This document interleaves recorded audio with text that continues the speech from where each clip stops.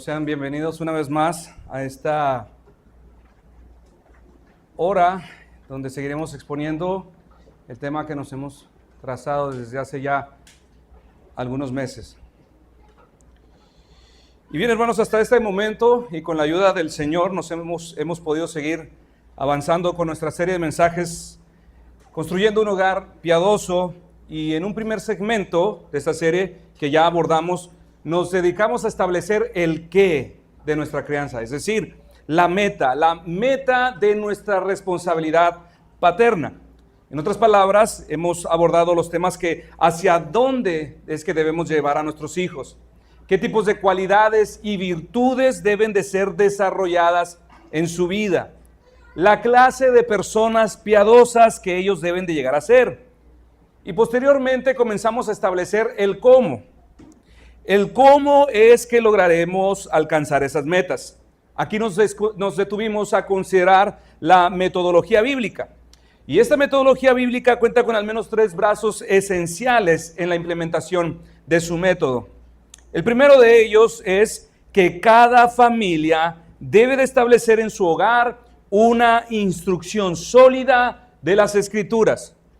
Fue por esto que a través de 9 mensajes aprendimos la relevancia que tiene una metodología bíblica en el hogar, el mandato de instruir en todo momento, instruyendo para salvación, la necesidad del culto familiar en el hogar, las bendiciones del culto familiar, la práctica del culto familiar, la comprensión de las escrituras y el culto familiar, los cantos y el culto familiar, la oración y el culto familiar.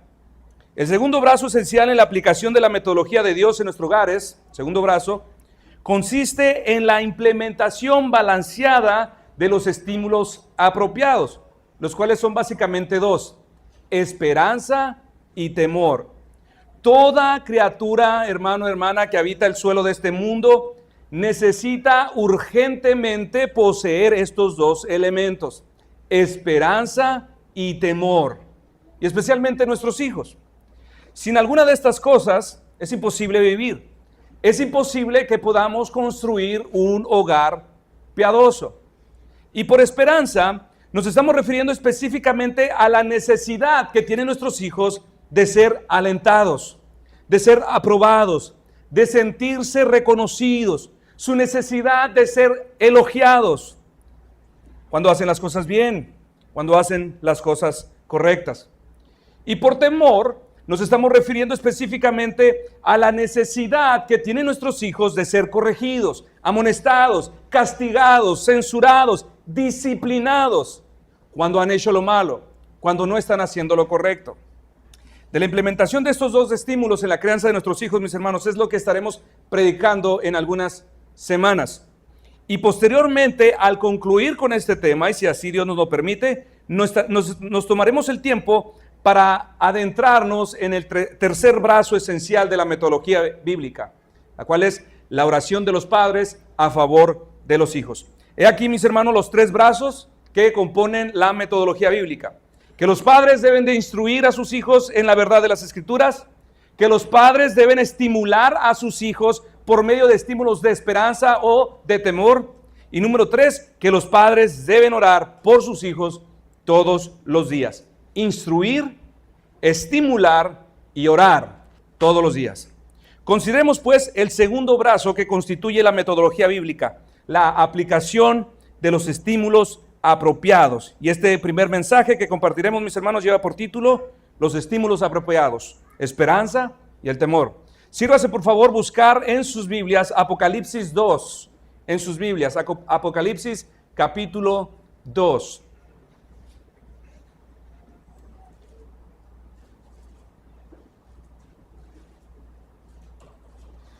Y leeremos a partir del verso 1 al 6. Aquí hablando dice el Señor Jesucristo a la iglesia de Éfeso: escribe al ángel de la iglesia en Éfeso, el que tiene las 7 estrellas en su diestra, el que anda en medio de los 7 candeleros de oro, dice esto: yo conozco tus obras y tu arduo trabajo y paciencia, y que no puedes soportar a los malos, y has probado a los que se dicen ser apóstoles y no lo son, y los has hallado mentirosos, y has sufrido y has tenido paciencia y has trabajado arduamente por amor de mi nombre y no has desmayado. Pero tengo contra ti que has dejado tu primer amor. Recuerda por tanto de dónde has caído y arrepiéntete y haz las primeras obras, pues si no, vendré pronto a ti y quitaré tu candelero de su lugar, si no te hubieres arrepentido. Pero tienes esto, que aborreces las obras de los nicolaítas, los cuales yo también aborrezco. Ahora bien, mis hermanos, ¿por qué es que traigo a la mesa este pasaje de Apocalipsis? En primer lugar, porque el Señor Jesucristo es nuestro gran ejemplo de fe y práctica. Él es digno de ser imitado en todas las cosas. Y esto quiere decir que todo lo que veamos hacer al Señor Jesucristo, esto es digno de imitar. Pero en sus tratos paternos y amorosos para con su iglesia, ¿qué es lo que podemos ver en este pasaje, mis hermanos? Podemos ver que el Señor Jesucristo, tratando con la iglesia de Éfeso, comienza su carta con una nota de esperanza, con una nota de alabanza. El Señor le dice a su iglesia: yo me siento muy satisfecho con todo lo que haces. Sé que te esfuerzas y te desgastas en mi servicio. Sé que muchas veces has tenido que ser paciente. Incluso sé que has sufrido, sé que has llorado. Sé de tus dolores y de tu cansancio. Y sé también que a pesar de todo esto, no te has rendido, has perseverado, no has renunciado. Dígame usted como hijo, mis hermanos, ¿qué clase de estímulo experimentarías el oír de la misma boca de Cristo decirte estas cosas? Yo me siento muy satisfecho con todo lo que haces. Yo estoy contento contigo. ¿Qué sentiría? Ánimo, aliento, consuelo, fortaleza, paz. Nuestro corazón se ensancharía de emociones positivas. Pero no es solo con palabras de aliento con que Cristo trata a los hijos de la iglesia de Éfeso, sino también con palabras de corrección. Pues además de esto sigue diciendo en el verso 4, pero tengo contra ti que has dejado tu primer amor. Recuerda por tanto de dónde has caído y arrepiéntete y haz las primeras obras, pues si no, vendré pronto a ti y quitaré tu candelero de su lugar, si no te hubieres arrepentido. Hago nuevamente la pregunta, mis hermanos. ¿Qué clase de estímulo experimentarías como hijo al oír de la misma boca del Señor Jesús decirte estas cosas, estas duras palabras? Bueno, seguramente serás movido a temer y por medio de este trato de ser llevado a experimentar una clase de tristeza, de aflicción, vergüenza, culpa. Y lo mismo hace el Señor con la iglesia de Pérgamo. Y lo mismo hace con tres más, con Tiatira, con Sardis y con la Odisea. Así que el Señor Jesús, mis hermanos, en sus tratos pastorales para con sus hijos, lo vemos administrando frecuentemente estos dos estímulos, esperanza y temor. Esperanza al elogiar a la iglesia, temor por medio de la amonestación y corrección. Ahora vaya por favor a 1 Corintios capítulo 11, verso 1. Dice Pablo aquí: sed imitadores de mí, así como yo de Cristo. Verso 2. Os alabo, hermanos, porque en todo os acordáis de mí y retenéis las instrucciones tal como os las entregué. Os alabo, dice Pablo. Pablo, en la aplicación de su metodología para pastorear a la iglesia de Corinto, en primer lugar, dice que lo que él está haciendo es simplemente imitar al Señor. Y él procede a alabar a la iglesia de Corinto. Os alabo, hermanos, porque en todo os acordáis de mí. Y han sido fieles en las cosas que han recibido de mí. Pero Pablo no es todo lo que hace, mis hermanos. Él quiere ser un fiel imitador de Cristo y por lo tanto a partir del versículo 17 dice: pero al anunciaros esto que sigue, no os alabo, porque no os congregáis para lo mejor, sino para lo peor. Pues en primer lugar, cuando os reunís como iglesia, oigo que hay entre vosotros divisiones y en parte lo creo. Pablo igualmente escribe a la iglesia de Corinto una nota de estímulo, una nota de alabanza. Os alabo, hermanos. En otras palabras, Pablo no está dando palabras infladas, no está dando halagos injustificados. Él realmente creía que la iglesia de Corinto era una iglesia verdadera, Una iglesia fundamentada en la verdad del Evangelio. Realmente lo creía, pero que tenía sus serias debilidades. Así que antes de reprenderlos y señalar todo lo que estaba mal en ellos, él les alaba. ¿Por qué? Porque él quería que tuvieran la seguridad de que son una iglesia de Cristo, que ellos como hijos de Dios están seguros en sus manos. Pero que precisamente por ser una iglesia de Cristo hay que corregir lo que está mal. Hay que corregir lo que está mal. Y entonces procede a amonestarlos. Pero el anunciaros esto que sigue, no os alabo. Pablo tenía palabras duras para la iglesia. Pero antes de amonestarles, ¿qué es lo que hace Pablo? Pablo se asegura de reconocer sus virtudes como iglesia. Se aseguró de que ellos supieran que hay cosas que no están haciendo bien, pero que también hay cosas que están haciendo bien. Y esto es así, mis hermanos, porque Pablo no quería que los hermanos de Corinto terminaran con una fuerte depresión al oír, terminaran desalentados, creyendo de sí mismos que son una iglesia apóstata, sin esperanza, unos rebeldes sin causa, o que terminaran totalmente deprimidos, pensando que nada de lo que han hecho para el Señor ha sido bueno. Pablo sabía lo que estaba haciendo. El primero dice, os alabo hermanos, porque son una iglesia fiel. Pero después dice, el anunciaros esto que sigue, no os alabo. Pablo, mis hermanos, sabía mantener un correcto balance. No solamente daba reconocimiento, alabanza, sino también correcciones y amonestación. Pablo había aprendido muy bien de Cristo. Así que, mis hermanos, he aquí dos claros ejemplos bíblicos que nos muestran el balance apropiado y la manera correcta en que los padres deben de criar a sus hijos. Estimularlos por medio de la esperanza y también por el temor. O podemos decir de una manera más clara, alabanza y corrección. Ambas cosas, mis hermanos, deben formar parte de nuestra crianza. Inclinar la balanza a cualquiera de estos dos extremos, mis hermanos, será muy perjudicial. Hará mucho daño a los hijos, porque puede llevar a los hijos a la amargura. Inclinarse por una de estas puede llevarlos al desaliento, al enojo, a ser personas retraídas y antisociales, o en su caso llevarlos a convertirse en hijos vanidosos, hijos engreídos, presumidos o egoístas. Usted no puede hacer eso. La palabra de Dios claramente nos advierte en Proverbios que los hijos que son solo alabados, que son solo halagados, sin nunca ser reprendidos, serán un dolor de cabeza para los padres el día de mañana. Proverbios 29 dice, la vara y la corrección da sabiduría, mas el muchacho consentido, es decir, al que por todo se le premia, al que por todo se le halaga, al que por todo se le recompensa, sacó un 10 y le compran algo. Sacó las basuras y le regalan algo. Esto es lo que está diciendo el proverbista. El día de mañana será una vergüenza de hijo. Pero del otro lado de la moneda, mis hermanos, la palabra de Dios nos advierte también que los hijos que son solo reprendidos, que son solamente censurados, atiburrados de azotes y de regaños, también serán destruidos. ¿Qué enseña Proverbios 19:18? Enseña que debemos disciplinar a los hijos, pero agrega, pero no se apresure tu alma para destruirlo. Colosenses 3:21 también dice, padres, no exasperéis. O sea, padres, no sean una espina para sus hijos. No sean como una piedra en su zapato, para que vuestros hijos no se desalienten, agrega Pablo. Así que, hermanos, estos dos estímulos, esperanza y corrección, elogio y temor, aparecen una y otra vez por toda la Escritura. ¿Con el propósito de qué?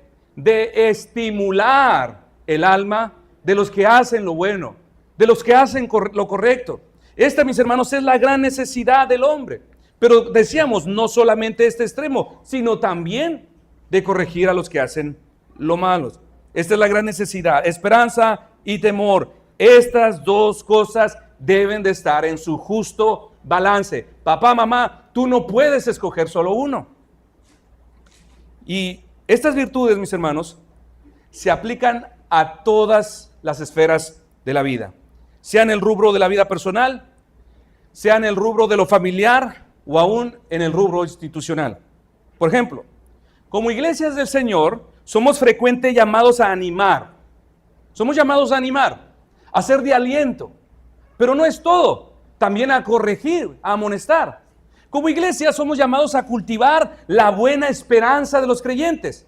Y esto lo hacemos por medio de alentarnos unos a otros.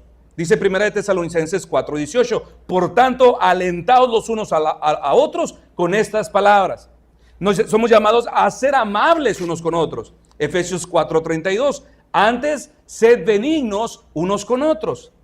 De ser compasivos unos con otros. 1 de Pedro 3:8, sed todos de un mismo sentir, compasivos, amándoos fraternalmente, misericordiosos, amigables.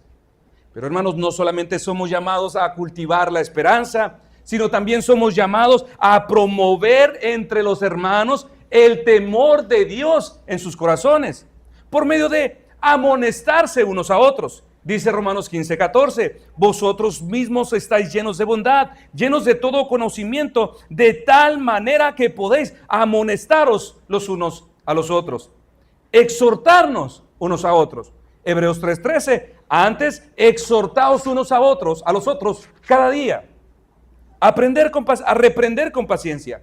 Segunda de Timoteo 4:2, que prediques la palabra, que instes a tiempo y fuera de tiempo, redarguye, reprende, exhorta con toda paciencia y doctrina.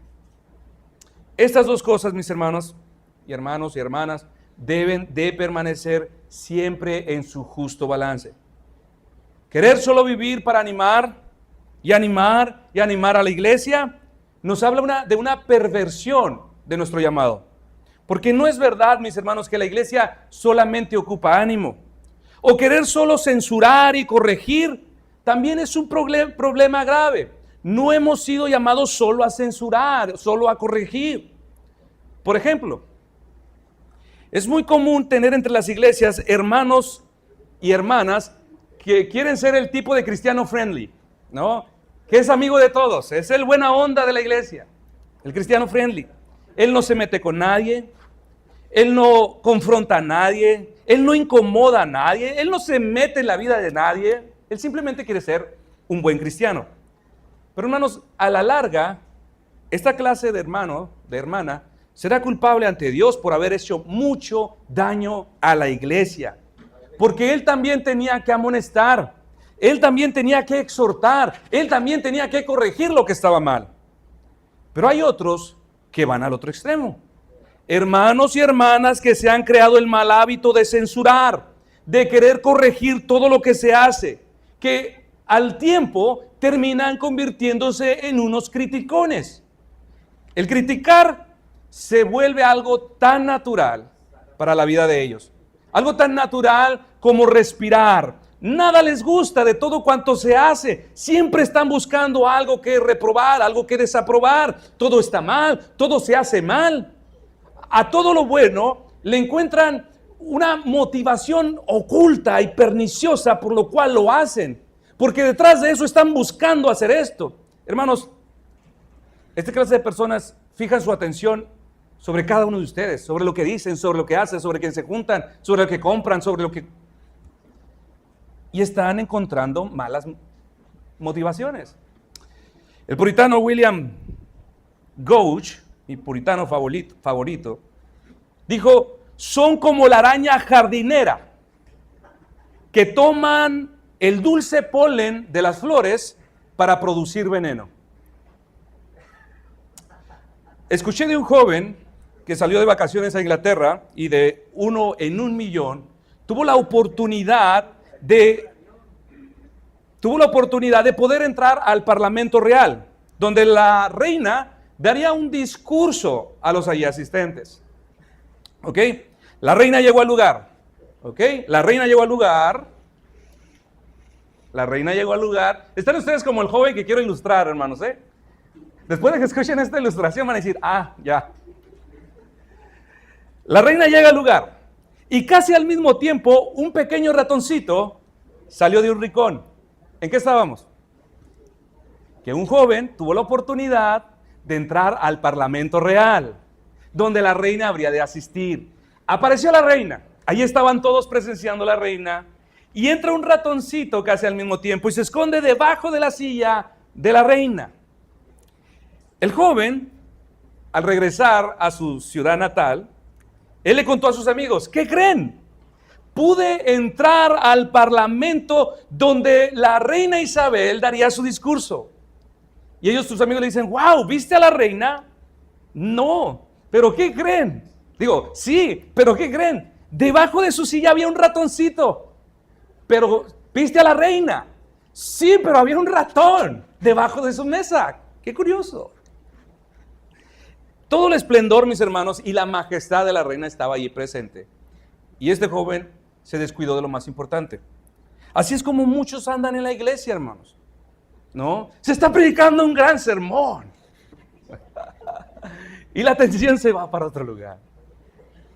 Hermanos, esto no debe ser así entre los miembros de la iglesia.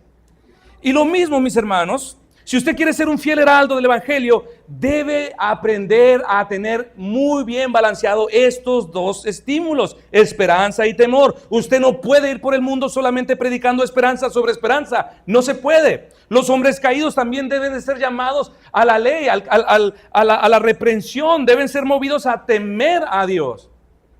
Pero no solo llevados a la tiranía de la ley, sino también a la esperanza que hay en Cristo. Veamos otro ejemplo, mis hermanos, directamente de la Biblia. Pablo había entendido muy bien estos dos estímulos, estos dos principios. Lo que estamos haciendo ahorita, mis hermanos, es establecer la realidad de estos dos estímulos.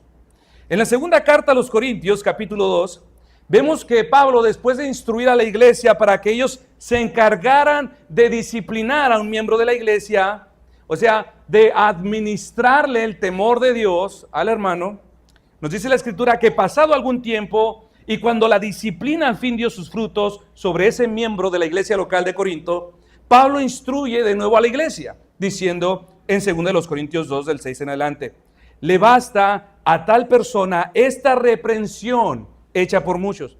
Así que vosotros más bien debéis perdonarle y consolarle, para que no sea consumido de demasiada tristeza. Este miembro de la iglesia de Corinto, mis hermanos, fue seriamente disciplinado por la iglesia, a tal punto que los hermanos tuvieron que expulsarlo de la comunión de los santos. Ellos no toleraron el pecado, le disciplinaron. Pero esta medida correctiva, mis hermanos, a su tiempo dio su fruto. Este hombre no pudo soportar vivir cortado de la iglesia, que su corazón fue entristecido a tal punto que nuevamente Pablo les instruye a la iglesia en sus deberes y les dice, así que vosotros más bien ahora debéis perdonarle y consolarle para que no sea consumido por la tristeza. En otras palabras, después de haber infundido la corrección, devuélvanle su esperanza. Esto es a lo que podemos llamar, mis hermanos, un círculo virtuoso en la vida de la iglesia. Mis hermanos, esto debe de ser así sobre la vida de cada ser humano, pero especialmente debe de ser así en la crianza de los hijos. Por esto añadía Proverbios, que inclinar la balanza a cualquiera de estos dos extremos destruirá eventualmente a nuestros hijos. Usted no puede hacer eso. Los hijos no solamente deben de ser elogiados, premiados, alabados, también deben de ser reprimidos y disciplinados. Pero tampoco solo deben de ser reprendidos, castigados y disciplinados. También ellos deben de ser elogiados, deben de ser reconocidos. Y padres de familia, si usted quiere ser un padre fiel, debe aprender a ser muy, pero muy balanceado en este asunto. Debe ser muy balanceado. Usted no puede escoger solamente uno. ¿Por qué? Los destruirá. Los expertos en educación y psicología de este siglo nos han venido diciendo desde hace décadas que los métodos de Dios son errados, que los métodos de Dios son equivocados, que estos son brutales, que son inhumanos. Nos han querido vender la idea, mis hermanos, de que los niños no necesitan represión, que no necesitan ser disciplinados, que ellos no necesitan bajo ninguna circunstancia ser censurados, porque esto los destruye, que todo lo que necesitan ellos es ser alentados, animados. Ellos dicen, los niños solo necesitan aprobación, Ellos solamente necesitan ser estimulados con el lenguaje del elogio. Ellos necesitan ser acariciados con el brazo de la afirmación, del amor propio y de la autoestima. Ellos solamente necesitan esperanza. Sí, mis hermanos, ellos necesitan esperanza, sí, pero también necesitan temor. Necesitan temor. Y hermanos, gracias al Señor Jesucristo, su iglesia no tiene necesidad alguna de consultar el consejo de los expertos de este siglo. No tenemos ninguna necesidad para que ellos nos digan cómo debemos pastorear el alma de nuestros hijos. No la tenemos, mis hermanos. Colosenses 2:3 dice de Cristo, en quien están escondidos todos los tesoros de la sabiduría y del conocimiento. Y esto lo digo para que nadie os engañe con palabras persuasivas. ¿Qué dice el Espíritu, mis hermanos, en boca de Pablo a la iglesia? Que en Cristo están escondidos todos los tesoros de la sabiduría y del conocimiento. Observe aquí, mis hermanos, que no dice algunos tesoros, o como algunos quieren hacernos creer. Ni siquiera dice la mayoría de los tesoros. Dice todos los tesoros de la sabiduría. No dice unos cuantos, no dice algunos, no dice ni siquiera la mayoría. Dice todos. Todos los tesoros de la sabiduría están en su palabra para que podamos criar a nuestros hijos. Y hermanos, ¿cuál es el riesgo de no saber balancear estos dos principios en la crianza de nuestros hijos? Bueno, en primer lugar, mis hermanos, todo lo que hacemos cuando no sabemos balancear estas cosas, desalentaremos a nuestros hijos. Les arrancaremos el ánimo. Les quitaremos el entusiasmo. Se lo explico con la siguiente ilustración.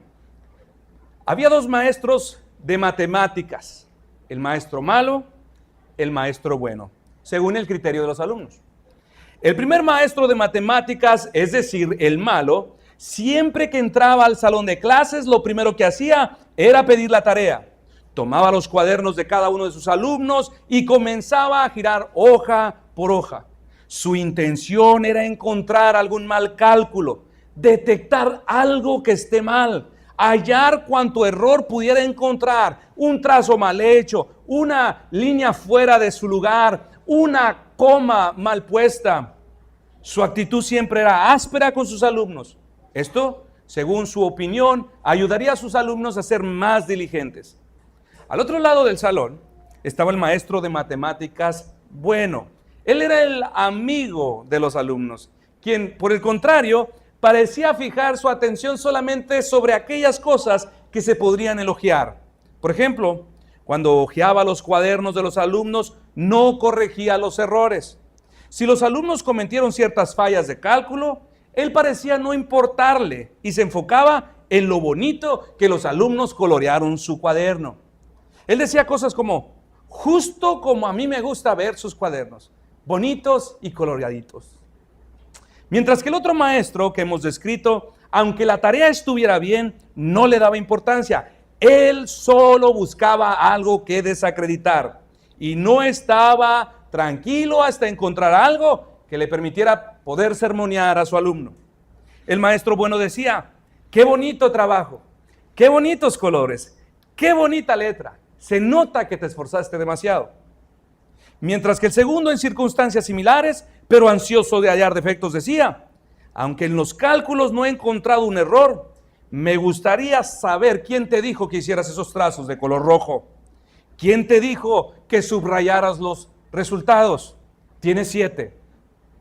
Ahora pregunto, mis hermanos, maestros de matemáticas, ¿cuál de los dos maestros es mejor? ¿Cuál de los dos es mejor? Claro que cada uno tiene sus pros y sus contras, mis hermanos, pero lo que tenemos frente a nosotros son maestros que a la larga arrancarán la motivación de sus alumnos. El primero hace creer a los alumnos que no importa cuánto ellos se esfuercen, siempre van a ser censurados. No importa qué tan duro hayan trabajado, nunca podrán complacer al maestro. El segundo, aunque todos trabajan con alegría, no existe realmente una motivación al esfuerzo, porque al final cualquier cosa que hagan, como sea que lo hagan, ellos serán de todos modos recompensados, elogiados. como en las escuelas de Estados Unidos, ¿verdad? Sacó un 7, denle reconocimiento. Habla bien, denle reconocimiento. Nunca faltó, denle reconocimiento.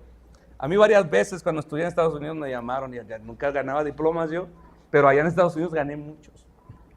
Ambos, mis hermanos, ambos quedan sin realmente tener una motivación sana para seguir esforzando. Y de la misma manera, mis hermanos, es en la crianza de los hijos. Si no sabe usted balancear con sabiduría estos dos elementos, terminaremos neutralizando a nuestros hijos.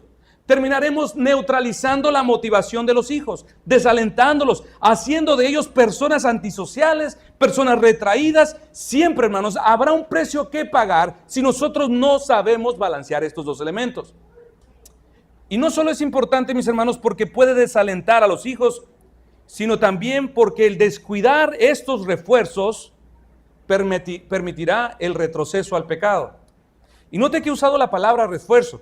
He sido aquí intencional en usar esta palabra, mis hermanos, porque estos dos elementos en la crianza son como un refuerzo a todo su trabajo.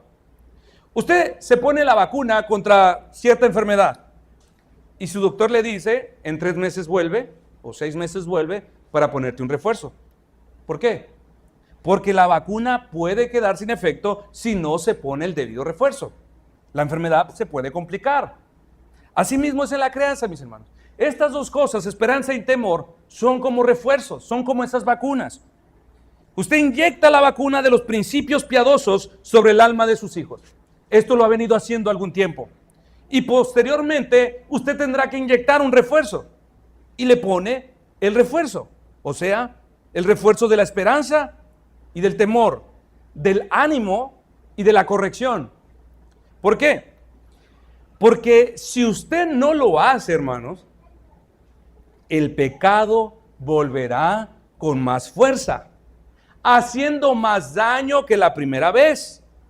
Jesús, hablando de esta o advirtiendo de esta posibilidad, de este retroceso espiritual, dijo en Mateo 12, cuando el espíritu inmundo sale del hombre, anda por lugares secos, buscando reposo y no lo halla.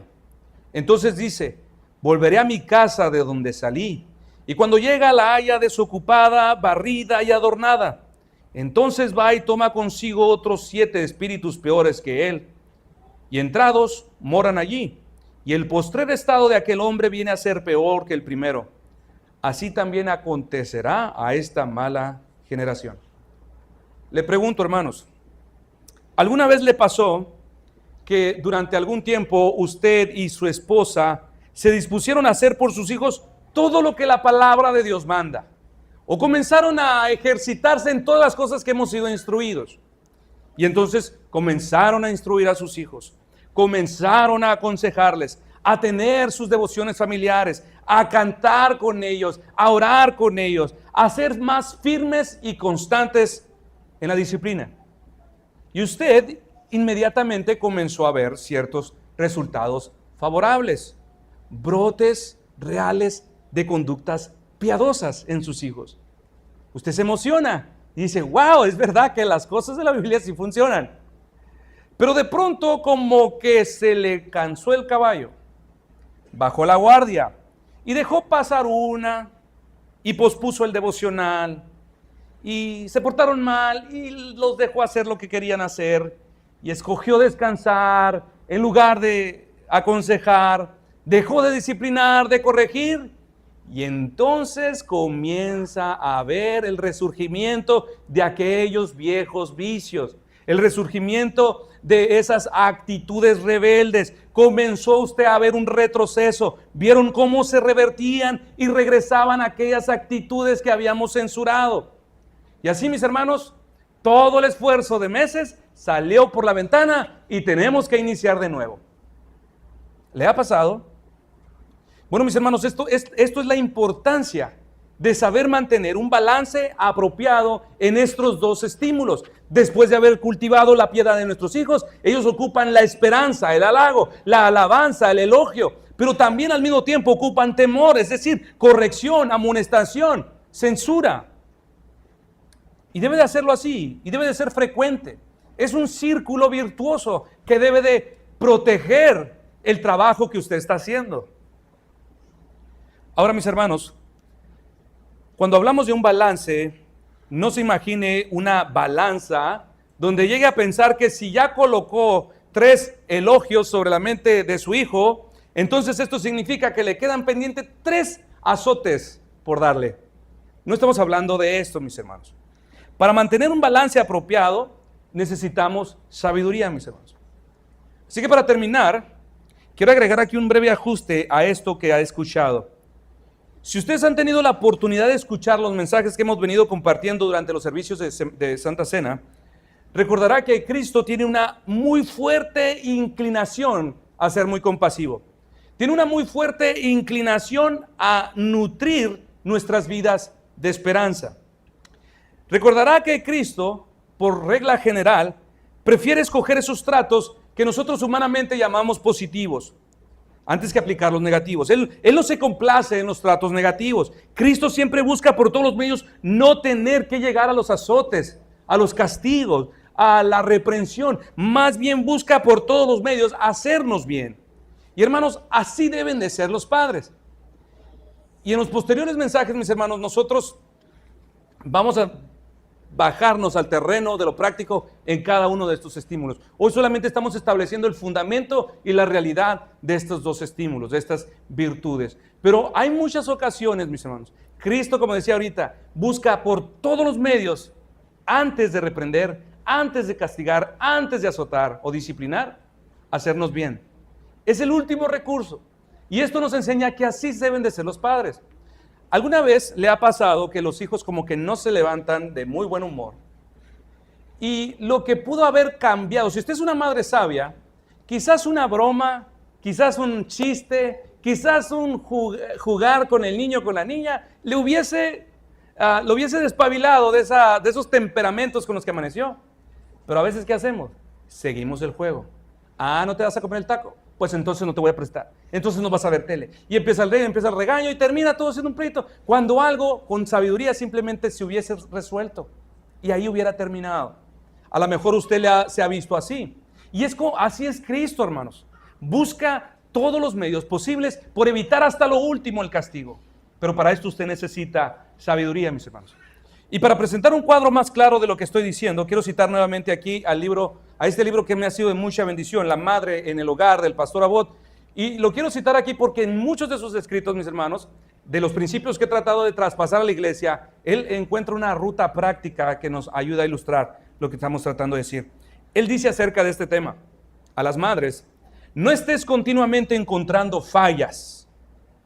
A veces es necesario censurar y castigar, pero se puede avanzar muchísimo alentando a los niños cuando hacen las cosas bien. Preocúpate aún más de expresar tu aprobación de su buena conducta que tu desaprobación de la mala. Nada puede desalentar más a un niño que una actitud de crítica incesante por parte de sus padres. Y apenas existe alguna cosa que pueda ejercer una influencia más dañina sobre el carácter tanto de la madre como del niño. Hay 2 grandes motivos que influyen en las acciones humanas: la esperanza y el temor. Ambos son necesarios en su momento. Pero ¿qué madre no preferiría que su hijo se inclinase a practicar la buena conducta, estimulado por el deseo de agradar, más que por el temor de ofender? Si la madre nunca expresa su satisfacción cuando sus hijos obran bien, y si siempre les está censurando cuando ve algún defecto, estarán desalentados e infelices. Sentirán que no merece la pena tratar de agradar. Sus caracteres se endurecerán y se agriarán por culpa de la queja incesante. Al final, viendo que tanto si hacen bien como si hacen mal, se les encuentra igualmente alguna falta, renunciarán a esforzarse lo más mínimo por agradar y cesarán de atender los reproches.